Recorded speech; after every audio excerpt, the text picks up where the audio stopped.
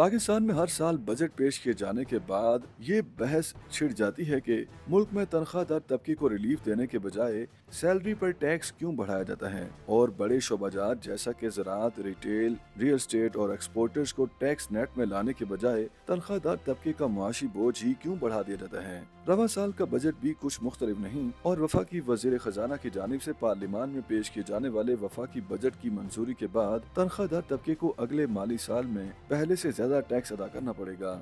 हुकूमत की जानिब से एक बार फिर तनख्वाहदार तबके पर आए टैक्स में इजाफे के बाद मुतादिद हलकों की जानिब से इस फैसले पर तनकीद की गई।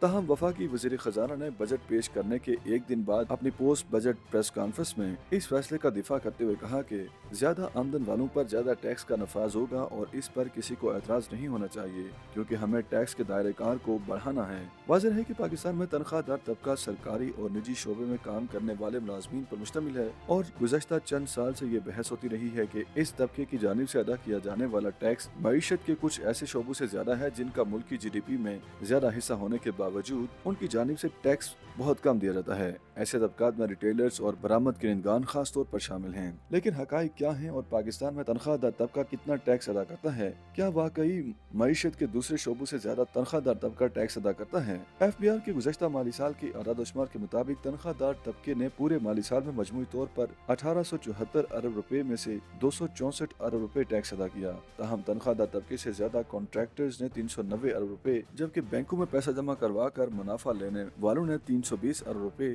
और इम्पोर्टर्स ने 290 अरब रुपए टैक्स दिया।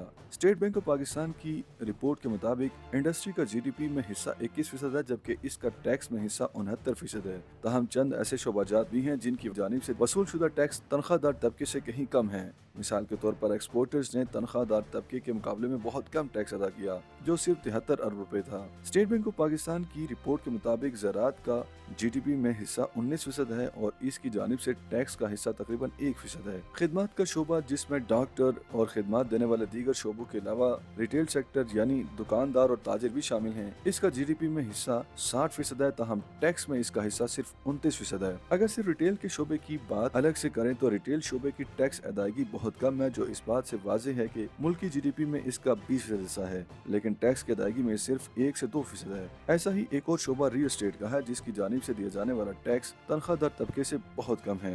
पाकिस्तान के तनख्वाहदार तबके की बात की जाए तो गुज़श्ता 10 साल में तनख्वाहदार तबके की जानिब से अदा किए जाने वाले टैक्स में बहुत ज्यादा इजाफा किया गया क्योंकि तनख्वाहदार तबका एक ऑर्गेनाइज शोबा है जिसका डेटा हुकूमत के पास मौजूद है। इसके लिए आसानी होती है कि वो इस पर टैक्स लगाकर आमदनी बढ़ा दें। टैक्स नेट में दूसरे शोबों को लाने के लिए बहुत ज्यादा कोशिश और मेहनत की जरूरत होती है, इसलिए FBR भी आसान रास्ता अपनाता है। तजज़ियाकारों के मुताबिक IMF भी जब पाकिस्तान को कहता है कि ज्यादा टैक्स हासिल करो तो उसकी जानिब से यही तजवीज़ आती है कि तनख्वाहदार तबके पर टैक्स बढ़ा दें, क्योंकि आलमी इदारे को भी मालूम है कि FBR के अंदर मुश्किल फैसलों और इक़दाम उठाने की सलाहियत नहीं है कि वो दूसरे शोबों को भी टैक्स नेट में लाए। YouTube पर गूगली न्यूज देखने के लिए youtube.com की सर्च बार में गूगली न्यूज TV टाइप करें। गूगली न्यूज के पेज पर सुर्ख रंग के सब्सक्रिप्शन वाले बटन पर क्लिक करना ना भूलिए। YouTube पेज पर अपलोड होने वाली वीडियोस से बाखबर रहने के लिए बेल आइकन पर क्लिक कीजिए। आपको हर नई वीडियो के बारे में नोटिफिकेशन मौसूल हो जाएगा।